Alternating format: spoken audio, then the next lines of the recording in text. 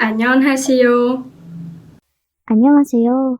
정말 애들 다 장가 시집 보내고 허무할 때쯤 저에게 정말 제 인생에도 이렇게 축복과도 같은 일이 생긴 것 같아 신기한 마음에 사연을 보내게 되었습니다. 전 조금은 가정 환경이 안 좋은 곳에서 자랐어요. 아버지가 알코올 중독자이셨고 어머니가 혼자서 아버지까지 포함해 8식구를 먹여 살렸으니까 말 다 한 거죠. 시어머니, 시아버지, 남편, 그리고 밑으로 줄줄이 딸린 4명의 자식들과 장가 못 간 도련님까지요. 엄마에겐 도련님이겠지만 저에게는 정말 악마와도 같은 그런 존재였어요. 삼촌은 매일 아빠와 함께 술을 마시면서 동네를 돌아다녔습니다. 워낙에 둘이 어릴 때부터 붙어 다니고 또 사고도 많이 쳐서 그 동네에서 삼촌과 아빠를 모르는 사람이 없을 정도였습니다. 세월이 지나고 다들 나이를 먹었는데도 학창시절에 이름을 날린 삼촌과 아빠를 모두들 여전히 무서워했어요. 최소한 그 동네에서만큼은 삼촌 아빠 완전히 무법지대였습니다. 그래서 엄마가 도망치고 싶어도 도저히 도망을 칠 수가 없었던 거였어요. 그래서 할 수 없이 그렇게 힘들게 저희를 키우면서 살았는데 이제 일이 터진 거죠. 제 동생 3명, 삼촌의 그 끔찍한 실수에 모조리 죽게 되어버린 겁니다. 아마 지금도 뉴스에 검색하면 나올 수도 있어요. 일가족 모두 사망한 사건이요. 그때까지만 해도 연탄불을 떼었거든요. 그래서 이제 질식사고가 빈번했습니다. 그래서 항상 연탄을 떼울 때는 이제 환기를 꼭 시키거나 방에 일산화탄소가 안 들어가게 그렇게 해야 했는데 삼촌이 일을 저지른 거였죠. 술만 마시면 완전히 개가 되어버리는 삼촌은 항상 우울증을 달고 다녔고 그게 술을 먹으면 먹을수록 점점 더 심해졌어요.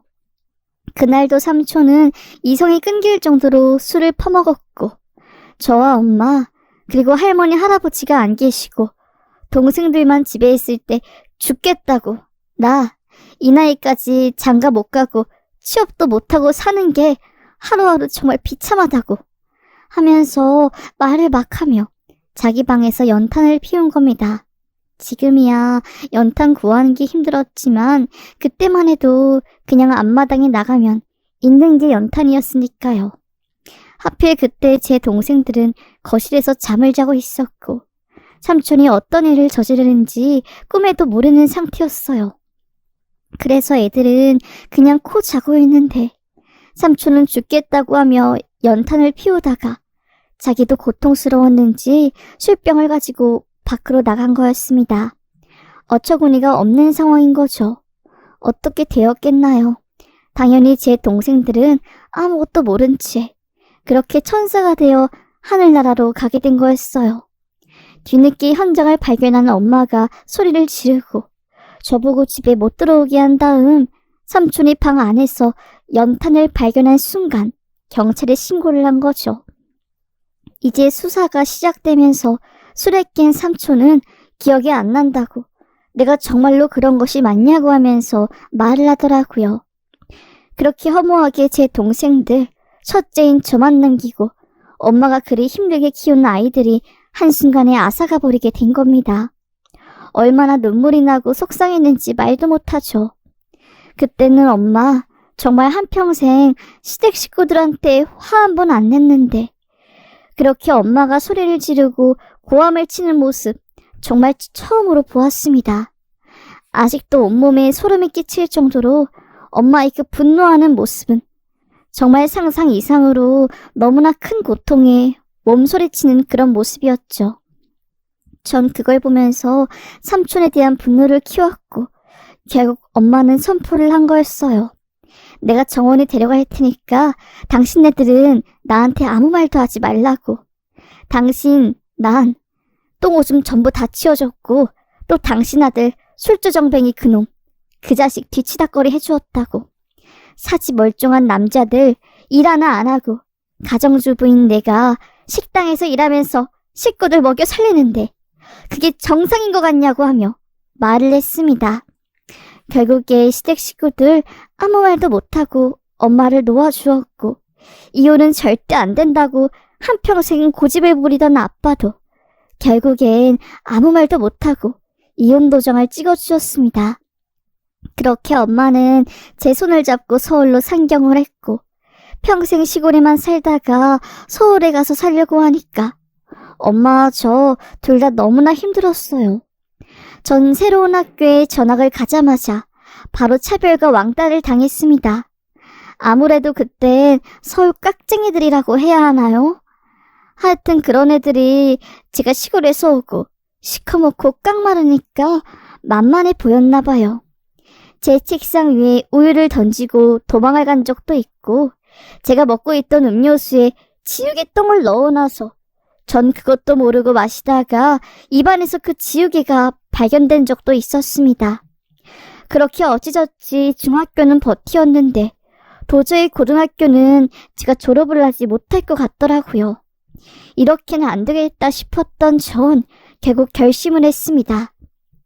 엄마한테 말했어요. 나 자퇴한다고. 정말 사는 게 이렇게 힘들진 몰랐다고. 솔직히 나 고등학교 다니면서 죽고 싶었던 적 많다고. 동생 따라가고 싶다고 말을 하자 엄마는 심각성을 알고 저에게 자퇴하라고 하며 말을 한 거였어요. 솔직히 제가 그렇게 힘든 상황에서도 이제 전교 1등을 밥 먹듯이 했는데 자퇴 결정을 내리는 것은 결코 쉽지 않았습니다. 하지만 그게 저의 유일한 살 길이었기 때문에 결국 전 결심을 한 거죠. 하여튼 그렇게 자퇴를 하고 전 고졸이 된 거였어요. 검정고시를 보았으니까요. 그 후로 이제 악착같이 살면서 서울에 작은 빌라집도 마련하고 엄마와 함께 행복하게 살다가 일이 터져버린 겁니다. 엄마의 몸에서 암이 발견된 거였어요. 사실 엄마도 당신의 몸이 안 좋다는 것은 직감하고 있었지만 이렇게 빨리 신호가 올 줄은 몰랐던 거였어요. 왜냐하면 이제 병원에 가면 혹시나 큰 병이라고 하면 무섭기도 하고 자기는 이렇게 떠나기 싫으니까 버티려고 했는데 결국에 그게 안 된 거였죠. 오히려 돈을 아낀다는 그 생각이 엄마의 병을 키운 거였습니다. 저요, 정말로 얼마나 울었는지 몰라요. 그렇게 3개월이 채 안 된 시간 동안 마지막 작별 인사를 준비하고 황망하게도 엄마는 암 진단을 받은 몇 개월 뒤 사망하셨습니다. 그때 정말 제가 힘들었고 외로웠어요.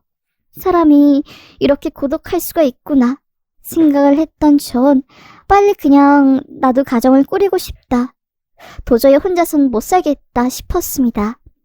그러다가 이제 한 남자를 기적처럼 만나게 됐죠. 아마도 사람들이 들으면 좀 이상하다고 생각할 수도 있는데 그때까지만 해도 펜팔이라고 해야 하나요? 편지를 주고받으면서 친구를 사귀는 게 있었습니다.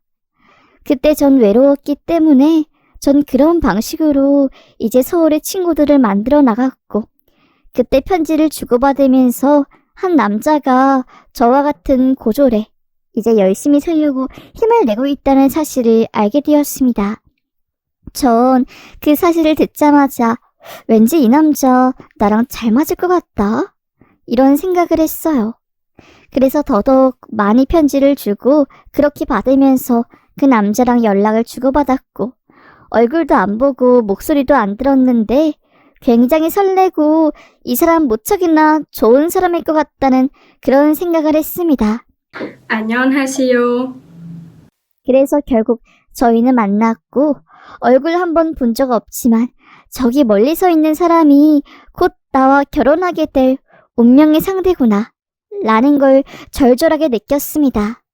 그렇게 만나게 된 저희는 그날 얼마나 열심히 수다를 떤지 몰랐어요. 정말로 입이 아플 정도로 하하호호 웃으면서 때로는 또 나의 과거 이야기를 하면서 그렇게 시간 가는 줄 모르고 수다를 떨었고, 저희는 다음을 기약하며 헤어졌고 그 다음날 다다음날 계속 만나면서 사귀게 되었고 그렇게 결혼을 하게 되었어요. 그때 제가 남편이 가정사에 대해서 알게 된 겁니다.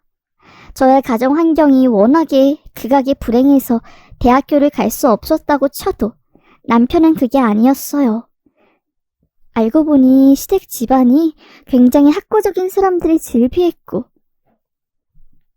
또 다들 석박사 혹은 외국 해외대학교를 나온 사람들이 엄청났던 겁니다. 항상 시어머님은 최고 1등 이런 것을 강조하셨고 남편은 그런 가정 환경에서 마음이 점점 지쳤던 거였어요. 등수가 조금이라도 떨어지면 완전히 난리 그런 난리도 없었으니까요. 하여튼 그렇게 남편은 이제 공부를 하다가 대학을 진학했고 서울대에 간 형에 비해서 자기는 평범한 학교를 가니까 집안에서 거의 짐승 취급을 당했다고 하더라고요. 우리 집안에서 이런 변종이 나올 리가 없다 라고 하면서요. 완전히 엄청난 망언이었죠. 그런 말을 누가 그렇게 끔찍하게 말을 하는지. 남편은 큰 충격을 받았고 내가 언제까지 엄마 아빠의 꼭두각시로 살 수는 없다고 생각을 한 겁니다. 그래서 과감하게 대학을 자퇴하고 고졸이 된 거였어요. 그 이후로 집안에서 완전히 문지아 취급을 받았고 빨리 집에서 탈출하고 싶어서 저와 결혼을 서두른 거였습니다. 전 그 말을 듣자마자 남편이 너무나 불쌍했고 나의 손길을 내어주고 싶었어요. 그래서 전 말했습니다. 그런 상처가 있었으면 미리 말하지 하면서요.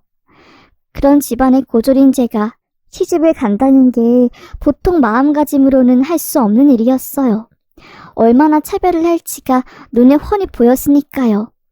하지만 전 남편이라는 사람 한 명만 믿고 그렇게 결혼을 진행했고 시어머니는 제가 결혼 허락을 받으러 오자마자 고졸끼리 잘도 만났다고 어디 내가 막내 아들 창피해서 밖에 이야기도 못했는데 이젠 며느리까지 별 일 없는 애 부모 다 죽고 어디서 굴러온 애를 주워왔다고 말을 해야겠다며 거의 깽판을 쳤습니다. 이렇게 말하는 건 그냥 내 아들이랑 결혼하지 말라고 꺼지라는 강력한 한마디였는데 제가 그런 거에 흔들리겠습니까? 악마 같은 아빠와 삼촌이 밑에서도 견딘 게 저인데요. 하여튼 그렇게 전 마음을 겨우겨우 추스리고 그럼에도 불구하고 남편과 결혼을 했습니다. 저희는 반지 합방에서 결혼 생활을 했어요. 거기서 아이 낳고 기르면서 이제 가난해서 힘들었지만 그래도 행복한 나날들을 보냈습니다. 하지만 이제 어머님은 여전히 못마땅하 하셨어요. 남편이 그래도 칼 같은 성격은 아니라서 시댁과 연을 완전히 끊지는 못하더라고요. 그때 그리고 남편이 일용직 일을 하다가 다리를 크게 다친 사고가 나서 1년 동안 누워있었거든요. 가난아이를 데리고 있는 제가 일을 나갈 수도 없는 상황이니까 더더욱 시댁에 손을 빌려야 했고 시댁은 어쩔 수 없다고 니네가 좋아서 돈을 주는 게 아니라 우리 손자 때문에 주는 거라고 생색을 그렇게 내면서 다달이 80 정도 지원해 주셨습니다. 어찌되었건 고졸이라고 무시를 받던 뭐던 그래도 그 돈이 저희 상황에서는 사막에 내리는 담비 같았고 그걸로 하루하루를 버티었습니다. 그러다가 이제 저에게 형님이 생긴 겁니다. 그러니까 남편이 형인 서울대 출신이고 대기업에 다니는 아주버님이 결혼을 드디어 하게 된 거였어요. 워낙에 아주버님이 공부를 좋아하고 또 여자에 관심이 없었기 때문에 40살이 다 되어가는 나이까지 혼자서 살다가 본인과 아주 비슷한 사람을 만났더라고요.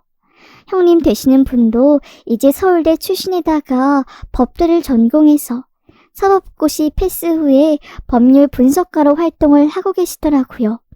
엄청난 엘리트였던 거죠. 특이한 건 사법고시 패스했는데 검사 생활을 얼마 하지 않고 바로 때려쳤다는 거였어요. 뭐 자세한 내막은 알지 못했지만 하여튼 좀 그런 엘리트였기 때문에 전 불편한 게 사실이었습니다. 왜냐하면 얼마나 어머님이 또 저와 형님을 비교할지 안 봐도 뻔했어요. 얼마나 심했냐면요. 지금 제가 말하면서도 손이 벌벌벌 떨리는데 형님이 저희 집에 시집을 오고 나서 저희가 이제 김장을 했던 적이 있었어요. 형님이 없었을 땐 제가 매일 거의 500폭에 가까운 김치를 허리가 끊어질 듯이 소금물에 절이고 양념을 발랐거든요. 뭐 동네 사람들이 도와준다고 하긴 했는데 그게 도와준다고 해서 해결될 일이 아닐 정도의 양이었거든요. 하여튼 그렇게 그 많은 양을 매년 감당해왔던 전 형님이 들어오니까 당연히 형님도 김장을 거둘 줄 알았습니다. 제가 일단은 먼저 시범을 보이려고 부엌칼을 가져와서 배추 밑동 약간 자르고 그 사이 손가락을 넣어서 적 벌린 뒤 소금을 착착 치고 이거를 하시라고 말을 했습니다. 형님, 평생 공부만 하고 연필 외에 잡아본 것은 아무것도 없었던 것인지 뭔 배추 반을 가르는데 30분이 걸리는 겁니다. 손가락으로 하나하나 그거를 다 정확하게 반을 가르려고 낑낑대는데 옆에서 보는 사람이 미치겠더라고요. 아니 그냥 가운데 흠집 내고 저 가르면 되는걸 왜 그러냐고 하면서 한마디 하려는 순간 어머님이 갑자기 그 광경을 보시더니 소리치더라고요. 너! 아우, 우리 집안에 귀한 고학력자를 이런 데 쓰면 되는가? 아우, 나 정말 너 때문에 미치겠다. 우리 맏며느리는 이런 곳에서 힘들게 있지 말고 저기 거실에 들어가서 일해. 라고 하면서 형님을 데려갔습니다. 서운했지만 차라리 없는 게 더 편하겠다 싶었던 전 그렇게 일을 열중하고 있었는데 쓱 보니까 안에서 일을 하고 있는 게 아니라 형님 쿨쿨 자더라고요. 그리고는 어머님이 김장 끝나면 같이 먹으려고 했던 그 보쌈을 어머님 저희 몰래 형님이 입에 넣어주는데 진짜 그때는 짜증이 좀 났습니다. 굴을 가지고 형님 입에 넣는데 솔직히 질투 나더라고요. 누구는 천민이고 누구는 양반도 아니고. 그게 처음 형님이 저희 집안에 시집을 왔을 때 일이었고 이제 형님이 서울대에 시간강사로 외래교수, 초점교수라고 해야 하나요? 하여튼 그런 걸로 강단에 서게 됐고 어머님이 차별은 하늘로 찌르고 말았습니다. 우리 서울대 교수님은 김장할 때 끼지 말라 하면서 그렇게 형님 입에 보쌈 넣어준 세월만 거의 10여 년이었어요. 그러니까 형님은 시집 오고 나서 한 번도 어머님이 뒤치다거리나 잔소리를 들은 적이 없었던 겁니다. 그 이유는 아주 간단했죠. 형님이 서울대 출신 엘리트라는 거였습니다. 학벌주의가 만연한 어머님이 눈에는 형님이 그저 그냥 신 같았고 그래서 그렇게 저를 더 못나게 본 거였어요. 말끝마다 제가 무슨 말을 하면 고졸은 고졸이라 그래 하면서 말하는데 솔직히 너무너무 속상했습니다. 비참했죠. 남편은 다리를 크게 다쳐서 그 이후로 뭐 막노동을 할 수도 없었고 계속해서 시댁이 돈을 받아야 하는 상황인데 상황이 이렇다 보니까 제가 뭐 찍소리를 낼 수도 없었어요. 그제서야 돌아가신 엄마가 생각이 나더라고요. 우리 엄마 나보다 더 심한 시댁 어르신들과 함께 지냈을 텐데 안녕하세요. 얼마나 불편했을까? 나 하나 바라보고 살아온 우리 엄마 세월이 아깝다 라고 생각이 든 전 눈앞에 눈물이 아른거렸습니다. 그날 밤은 유독 엄마가 생각이 많이 났어요. 전 그렇게 그래도 버티고 살다 보니까 어머님이 그런 차별에 익숙하게 되고 아예 한 귀로 듣고 한 귀로 흘리니 좀 상황이 좋아졌습니다. 이제 그러다가 상상도 못한 일이 생기고 만 거였어요. 어머님이 건강검진을 거의 몇 년 만에 받게 되었는데 거기서 진단이 나온 거였어요. 암 진단이요. 그것도 3기 말이었고 이 정도면 말기로 봐도 된다는 의사의 말에 어머님은 쓰러지고 만 겁니다. 사실 어머님이 저희 엄마랑 같은 암이었어요. 워낙에 통증이 없기도 하고 말기가 되어서야 입맛이 없고 그런 증상이 나오니까 어머님도 방심을 한 거죠. 잘 자꾸 졸립길래 그냥 피곤한 줄로만 알았던 거고, 또 그냥 늙으니까 기운이 빠져서 그런 거겠지. 이런 마음으로 넘긴 거였습니다. 미칠 노릇이었죠. 정말 그래도 어머님 평생 저를 괴롭히긴 했지만 막상 사람이 죽음을 앞두고 있다는 생각을 하니까 전 아무 말도 안 나오더라고요. 미운 감정보다는 그래도 죄송스러운 감정이 더 컸습니다. 형님은 어머님의 소식을 듣고서도 이제 일이 바쁘다는 이유로 병실을 자주 오지 못했어요. 어머님은 3개월 정도 삶을 예상했는데 거의 1년 정도 꿋꿋하게 버티셨습니다. 형님은 그 1년이라는 시간 동안 얼굴도 잘 비추지 않더라고요. 형님과 아주버님은 자아실현도 하고 이제 자기네들이 원하는 목표도 전부 이루고 했으니까 본인들이 하고 싶어 했던 정재계 진출을 준비하느라 굉장히 바빴던 거죠. 시어머니야 뭐 어차피 죽을 사람이고 일단은 우리 인생이 더더욱 중요하다. 뭐 이렇게 생각을 한 거였습니다. 어머님은 상당히 서운한 듯 보였어요. 그도 그럴 것이 전 고졸 출신이라서 뭐 해준 것도 없고 항상 반찬도 형님한테 싸주고 했는데 진짜로 자기가 아파 보니까 옆에 있는 사람을 통해서 진심으로 진정성을 가지고 내게 대하는 사람들을 거르기 시작한 거였습니다. 솔직히 저도 그냥 어머님이 너무 미워서 병실에 병문안 가기가 싫었지만 친정 엄마랑 같은 암에 걸렸다는 상황 자체가 저에겐 마음에 큰 짐을 준 거고 그래서 제가 굉장히 상황이 불편함에도 불구하고 어머님 곁을 지킨 거였어요. 그러다가 이제 갑자기 어머님이 저희 집안 식구들을 전부 다 부른 겁니다. 아마 임종이 얼마 안 남았으니까 기운이 있을 때라도 말을 하려고 했나 봐요. 그때 어머님이 부른 변호사가 같이 와서 저희 몰래 작성한 유언장을 낭독하게 시킨 겁니다.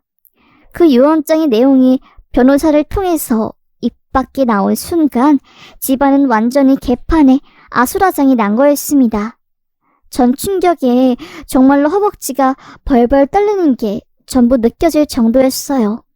한순간의 상황이 이렇게 되니까 전 무어라 말을 할 수가 없더라고요.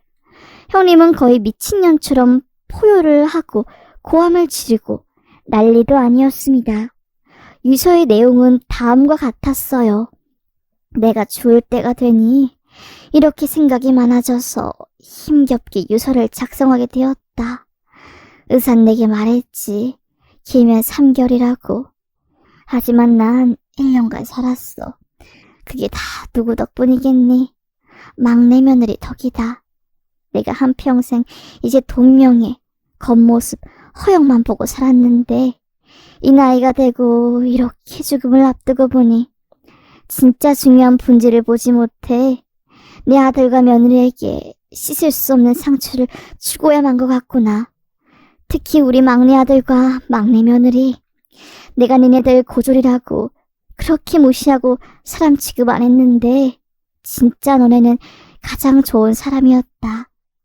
마음이 따뜻하고 측은지심 인이해지 그리고 사람 마음을 어루어 만져줄 수 있는 큰 공감 능력을 가진 대단한 아이들이야. 난 그것도 모르고 니네를 그저 타박하기만 하고 공부를 길게 안 했다는 이유로 너네 가치를 평가절하했어.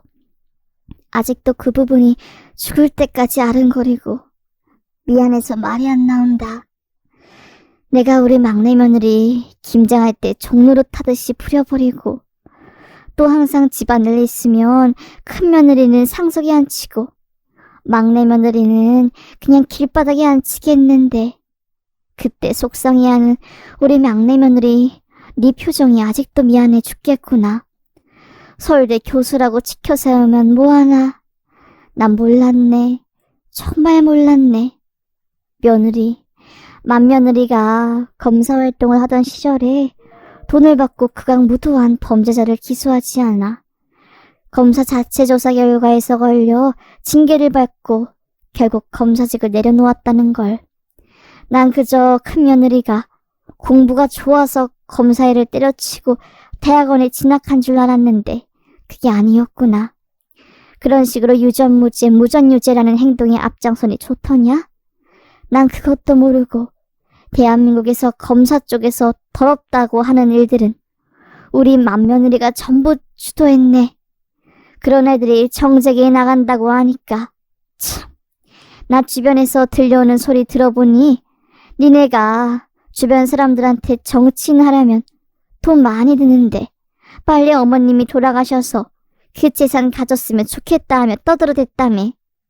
내가 그런 걸 모를 줄 알았느냐? 산 세월이 얼만데. 그렇게 입을 가볍게 놀리다가 골로 가는 거야. 그 말 내가 후회하게 해주마. 내 앞으로 되어있는 재산 전부는 우리 막내 며느리랑 아들한테 갈 거야. 그래야 내 마음이 조금이나마 편하고 또 아들에게 지은 죄를 사죄할 수 있을 것 같아. 고민 끝에 내린 결정이란다. 그리고 맏며느리야, 넌 그 기고만장한 성격을 좀 꺾을 필요가 있어 보인다. 그런 식으로 살면 그 누가 진정으로 널 좋아해 주겠니? 결국 그저 너희 주변에서 떨어지는 콩고물을 주워 먹으려고 다들 하이에나처럼 달려들 뿐이지. 내 말 명심해라. 그리고 다리가 아픈 우리 아들, 심성 고운 막내 며느리 내 재산으로 손주 열심히 잘 키우고 돈이 상처받은 마음을 위로해줄 순 없지만 그래도 이렇게 상속하고 싶다. 그리고 니넨 고졸이 중요한 게 아니라 그 착한 심성이 정말로 말을 다 할 수가 없다. 내가 그리 모질게 되었는데 날 이렇게 엄마처럼 챙겨주고 그래서 정말 고맙다. 덕분에 세상을 떠나 하늘로 가는 길이 그리 외롭지 않을 것 같네. 부탁한다.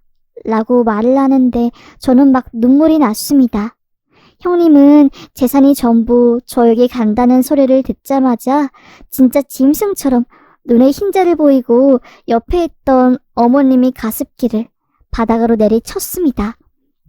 그 순간 두 동강 나면서 가습기에서 물이 쭈르륵 나왔고 형님은 집 분에 못 이겨서 병실에 있던 모든 물건을 던지면서 어머님 너무한 거 아니에요? 제가 일부러 안 온 것도 아니고 무슨 병문안 횟수로 재산을 땅 따먹게 하나요? 저런 고졸 애들한테 어머님 재산이 가게 되면 다 어떻게 되겠어요? 라고 하면서 제 목을 조르려고 달려오는데 지가 던진 가습기에서 나온 물을 밟고 쓱 미끄러진 형님은 그대로 뒤통수를 박아서 넘어져 버렸습니다. 꼴이 아주 좋더라고요. 전 씩 웃으며 말했죠. 그러게 왜 그렇게 이기적으로 사세요? 뭐 제가 어머님 재산 물려받는다고 해서 인생이 바뀔 것 같아요? 그러지 않아요. 그러니까 돈의 환상 그만 품으시고 그 썩어빠진 인성교육이나 더 해야겠네요. 라고 말했고 그런 저를 본 어머님은 씩 웃으며 엄지를 치켜 세웠습니다. 그렇게 어머님은 그날 이후 3주 정도 더 버티다가 세상을 떠나셨고 변호사를 통해서 어머님의 재산을 전부 상속받고 세금을 내게 되었습니다. 반지 합방을 전전하며 아들 한 명과 아픈 남편과 힘겹게 골골대며 살았던 저의 인생에 기적이 펼쳐진 거였어요. 전 순식간에 아파트 몇 채와 현금 부자가 되었던 거고 순간 생각이 났습니다. 그래, 돈 없어서 우리 엄마 유골 지하 유골함에 넣어두었는데 곰팡이 패패 피고 이젠 우리 동생들이랑 엄마 양지 바른 곳에 선산에다가 묻어드려야겠다. 가족묘를 내가 해드려야겠다. 라고 생각한 전 그동안 수건 사업이었던 그 일을 마치고 정말 기분이 좋았습니다. 안녕하세요. 그렇게 전 돈보다 가장 중요한 내실, 그리고 마음, 그런 것을 신경 쓰는 사이에 형님과 아주버님은 여전히 겉모습, 사람들에게 보이는 자신의 모습을 신경 쓰다가 결국 정치권 진입에도 실패하고 거의 몇 억이 드는 돈을 썼지만 건지는 수확 하나 없이 결국 마지막에는 집을 팔았다고 하더라고요. 좀 안타깝긴 했지만 그냥 자업자득이라는 생각이 굉장히 강하게 들었습니다. 나중에는 형님이 저에게 찾아오더라고요. 정말 미안하다고 돈 좀 빌려달라고 하면서요. 제가 남편이 다쳐서 애들 분유 사기도 힘들어서 눈물을 흘리며 좀 도와달라 할 때는 콧방귀를 끼면서 그러게 대학이라도 나오던가 기술이라도 배우면 지금 이렇게 살진 않을 거 아니야. 라며 온갖 비아냥은 다 하다가 결국 선심 쓰듯이 5만 원 딱 한 장 건네준 게 아직도 큰 상처였거든요. 열심히 살았지만 그런 식으로 사람들한테 무시받을 땐 정말 제 마음이 전부 무너져 내리는 듯한 가슴 아픔이 있었어요. 그런데 세월이 지나서 이제 어머님 유산을 제가 전부 다 물려받고 한순간에 형님은 망하고 전 소위 대박, 그냥 돈벼락 맞은 인생이 되니까 웃기더라고요. 어떻게 이렇게 돈을 가지고 세상의 대우가 이리 달라질 수 있나 싶었습니다. 한편으로는 좀 씁쓸했어요. 솔직히 말하자면 이런 큰 돈을 상속받는 게 흔한 일은 아니잖아요. 만약에 제가 그 재산을 상속받지 못했으면 아마도 저와 남편은 지금쯤 정치인이 된 형님이 무시하는 그 눈초리를 온전히 견뎌내야겠죠. 생각만 해도 열불이 터져요. 그래서 전 마음이 흔들렸지만 단호하게 형님에게 말했습니다. 형님, 이건 좀 아닌 것 같네요. 형님이 저 고졸이라고 그러고 돈 없는 사람이라고 그리 무시하실 땐 언제고. 형님도 그럼 지금은 고졸보다 못한 인생을 살고 있으니까 제가 무시해도 되는 부분이죠. 저 그리고 형님한테 돈 못 빌려줍니다. 형님, 다른 곳 알아보세요. 라고 하면서 칼같이 딱 잘라서 안 된다고 말했습니다. 제가 그러자 형님 눈에 눈물이 그렁그렁 고이고 마치 큰 자존심을 상했다는 듯이 한숨을 푹 쉬고 집으로 돌아가셨고 그 이후로는 아예 형님과 연락이 안 되네요. 서울대 부부의 출신, 그렇게 우리 부부 무시하더니 아주 쌤통이다 싶었습니다. 전 상속받은 재산으로 이제 낡고 곰팡이 핀 빌라에서 벗어나 어느 정도 우리 아이들과 남편이 안전하게 살 수 있는 아파트로 이사를 갈 수 있게 되었고 항상 돈 없어서 초록우산 통해서 받은 기부 옷을 애들한테 입혔는데 이젠 백화점 가서 때깔 고운 옷을 골라서 아이들에게 입힐 수 있게 되었습니다. 저에게는 솔직히 이런 모든 것들이 거의 기적과도 같은 상황이에요. 정말 쥐뿔 가진 것도 없이 다친 남편과 함께 하루하루 사는 게 굉장히 막막했거든요. 막상 이렇게 돈이 생기고 마음에 여유가 있으니까 동생들과 돌아가신 엄마가 생각나더라고요. 내가 좀 더 일찍 돈을 가졌다면, 아니 돈만 있었다면 우리 동생들이 이렇게 허망하게 죽진 않았을 텐데. 엄마가 병원비 아낀다고 병원 가지 않아서 암을 더 키우는 일도 없었을 텐데 하며 슬퍼했어요. 그래서 전 지금 주변에 있는 사람들에게 최선을 다하려고 마음을 먹었습니다. 제 사연은 여기까지네요. 그럼 오늘 제 사연 들어주셔서 대단히 감사합니다. 고졸 출신인 분들 절대 기죽지 마시고 잘못한 거 없으니까 떳떳하게 앞으로 나아가 잘 살아봅시다. 그러면 좋은 날 올 거라고 믿어 의심치 않아요. 저도 하루에 몇 번이고 넘어지고 힘든 나날들이 있지만 그래도 버텨보네요. 감사합니다. 안녕하세요.